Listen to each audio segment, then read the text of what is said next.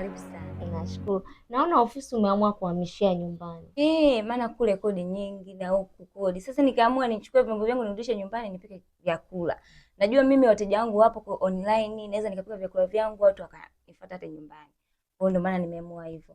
Karibu sana. Kweli chakula chako kiko vizuri, kwa maana tumekuja. Leo niko na mume wangu. Bwana shemeji, karibu sana shemeji yangu. Asante sana. Hongera Mwahego. Asante. Sasa shoga yangu, leo unatumia nini? Mimi kwa upande wangu niletee kama kawaida yangu. Bwana shemeji. Na mimi naomba kama kawaida yangu. Sasa shemeji, ile kawaida yako wakati ndio siku ya kwanza kufika hapa. Unasikia? Yaani anamaanisha hivi, kama unataka ugali au wali au pilau, yaani chagua kimojawapo. Basi unasikia?